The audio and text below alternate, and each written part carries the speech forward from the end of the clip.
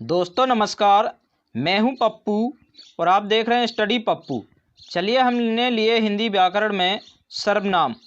तो सर्वनाम क्या होते हैं, इनका प्रयोग हमें कहाँ करना है, इन सब को हम विस्तार से जानेंगे। चलिए, हमारे बोर्ड के कोई भी एग्ज़ाम हो, चाहे अदर कॉम्पिटिटिव एग्ज़ाम हो, सभी में सर्वनाम से एक ना एक क्वेश्चन ज़रूर बनता है। तो इनको हम जान लेते हैं, आखिर इनका प्रयोग हमें कैसे करना है, किसमें कौन सा सर्वनाम है, ये सभी हम जानेंगे। तो सबसे पहले जानते हैं सर्वनाम क्या है। तो सर्वनाम शब्द सर्व धन नाम से मिलकर बना है। सर्व का अर्थ है सब और नाम का अर्थ है संज्ञा। अतः जो शब्द सभी संज्ञाओं के बदले पूर्व पर यानी पहले संबंध के साथ प्रयुक्त होते हैं सर्वनाम कहलाते हैं। अर्थात जो शब्द संज्ञा के बदले में यानी पहले प्रयोग किए जाएं वो सर्वनाम कहलाते हैं। जैसे मैं, तुम, यह, वह आदि। अब हम उदाहरण से भी जानते हैं कि सर्वनाम का प्रयोग हमें कैसे करना है। तो चलिए इसको भी हम जान लेते हैं। जैसे राम बाजार गया है, राम 9 बजे आएगा। राम भोजन करके कॉलेज चला जाएगा।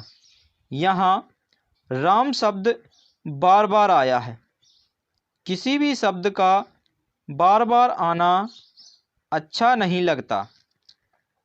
यदि यहाँ राम शब्द के स्थान पर सर्वनाम का प्रयोग करते हैं, जैसे राम बाजार गया, वह 9 बजे आएगा और भोजन करके कॉलेज चला जाएगा, तो यहाँ पर हमने राम का प्रयोग ना करके सर्वनाम का प्रयोग किया है। अब जानते हैं सर्वनाम की संख्या कितनी है। तो हिंदी में सर्वनामों की संख्या 11 है। हिंदी में सर्वनामों की संख्या 11 है। वो 11 सर्वनाम कौन कौन से हैं, चलिए इनको भी जानते हैं। मैं, तू, आप, यह, वह, जो, हो, कोई, कुछ, कौन, क्या। ये 11 प्रकार के सर्वनाम हैं जिनका हम हिंदी में प्रयोग करते हैं। इस प्रकार संज्ञा शब्दों की पुनरावृत्ति रोकने और उनके स्थान पर स्वयं कार्य करना सर्वनाम का उद्देश्य है। जहाँ पर शब्दों में, किसी वाक्य में शब्द, एक ही शब्द की बार बार आवृत्ति होती है, पुनरावृत्ति होती है, उसको रोकने के लिए भी हम सर्वनाम का प्रयोग करते हैं। सर्वनाम के भेद। तो सर्वनाम के 6 भेद हैं। सर्वनाम के 6 भेद हैं। पहला सर्वनाम है पुरुषवाचक सर्वनाम, निजवाचक सर्वनाम, प्रश्नवाचक सर्वनाम, संबंधवाचक सर्वनाम, निश्चयवाचक सर्वनाम, अनिश्चयवाचक सर्वनाम। सबसे पहले जानते हैं पुरुषवाचक सर्वनाम। तो पुरुषवाचक सर्वनाम क्या होते हैं? वक्ता,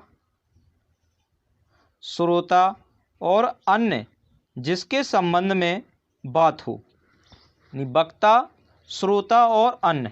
वक्ता यानी बोलने वाला, श्रोता यानी सुनने वाला, और अन्य जिसके संबंध में बात हो का बोध कराने वाला सर्वनाम पुरुषवाचक सर्वनाम कहलाता है। पुरुषवाचक सर्वनाम 3 प्रकार के होते हैं। उत्तम पुरुष, मध्यम पुरुष, अन्य पुरुष। उत्तम पुरुष में मैं, हम, मैंने, हमने, मेरा, हमारा, मुझे, मुझको, ये सभी उत्तम पुरुष में आते हैं। मध्यम पुरुष में तू, तुम, तुमने, तुझे, तूने, तुम्हें, तुमको, तुमसे, आपने, आपको, ये सभी मध्यम पुरुष में आते हैं। अब है अन्य पुरुष। अन्य पुरुष में वह, यह, वे, ये, इन, उन, उनको, उनसे, इन्हें, उन्हें, इससे, उसको, ये सभी अन्य पुरुष में आते हैं। अब हम जानते हैं उत्तम पुरुष क्या है। तो उत्तम पुरुष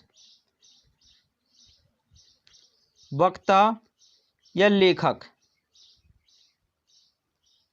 वक्ता या लेखक, यहाँ वक्ता लिखना है, वक्ता, वक्ता मतलब बोलने वाला, वक्ता या लेखक जिन सर्वनामों का प्रयोग अपने लिए करता है उसे उत्तम पुरुष वाचक सर्वनाम कहते हैं। वक्ता यानी बोलने वाला या लिखने वाला जिन सर्वनामों का प्रयोग अपने लिए करता है उन्हें उत्तम पुरुषवाचक सर्वनाम कहते हैं। जैसे मैं पढ़ता हूँ, तो यहाँ पर मैं का प्रयोग हुआ है, तो ये उत्तम पुरुषवाचक सर्वनाम होगा। इसके बाद है मध्यम पुरुष। मध्यम पुरुष वक्ता या लेखक जिससे अपनी बात कहता है और जिसके लिए प्रयुक्त होने वाले सर्वनाम को मध्यम पुरुषवाचक सर्वनाम कहते हैं। यानी वक्ता या लेखक जिसके लिए अपनी बात कहता है उसके लिए प्रयुक्त होने वाले सर्वनाम को मध्यम पुरुषवाचक सर्वनाम कहते हैं। जैसे तुम अपना कार्य नहीं करते हो, तू कहाँ गया था, तो यहाँ पर मध्यम पुरुषवाचक सर्वनाम होगा। अन्य पुरुष, तो अन्य पुरुष वक्ता या लेखक, श्रोता या पाठक से जिसके विषय में बात करता है उसके लिए प्रयुक्त होने वाला सर्वनाम अन्य पुरुषवाचक सर्वनाम कहलाता है। जैसे वे कौन हैं, यह कलम है, तो ये अन्य पुरुषवाचक सर्वनाम होंगे। इसके बाद में दूसरे नंबर का सर्वनाम है निजवाचक सर्वनाम। निजवाचक सर्वनाम क्या होते हैं? वक्ता या लेखक जहाँ अपने लिए आप या अपने आप शब्द का प्रयोग करता है वहाँ निजवाचक सर्वनाम होता है। जैसे मैं अपने आप काम कर लूँगा, तो यहाँ पर निजवाचक सर्वनाम होगा। अगला है प्रश्नवाचक सर्वनाम। प्रश्न पूछने के लिए जिन सर्वनाम शब्दों का प्रयोग किया जाता है प्रश्नवाचक सर्वनाम कहते हैं। जिन शब्दों का प्रयोग प्रश्न पूछने के लिए किया जाता है वो सर्वनाम प्रश्नवाचक सर्वनाम कहलाते हैं। जैसे तुम कहाँ रहते हो, तो यहाँ पर प्रश्न पूछा गया तो तुम कहाँ रहते हो, तो प्रश्नवाचक सर्वनाम होगा इसमें। अगला है संबंधवाचक सर्वनाम। वाक्य में संज्ञा या सर्वनाम के साथ संबंध प्रदर्शित करने के लिए जिस सर्वनाम का प्रयोग किया जाता है उसे संबंधवाचक सर्वनाम कहते हैं। जैसे जिसकी लाठी उसकी भैंस, तो जिसकी लाठी उसकी भैंस, जो देता है सो लेता है, तो यहाँ पर संबंधवाचक सर्वनाम होगा। तो जिसकी लाठी उसकी भैंस, जिसकी लाठी है उसकी भैंस होगी, तो यहाँ पर लाठी का संबंध उसकी भैंस से है, तो यहाँ पर संबंधवाचक सर्वनाम होगा। अगला है निश्चयवाचक सर्वनाम। जिन सर्वनाम शब्दों से किसी निश्चित वस्तु का बोध होता है उन्हें निश्चयवाचक सर्वनाम कहते हैं।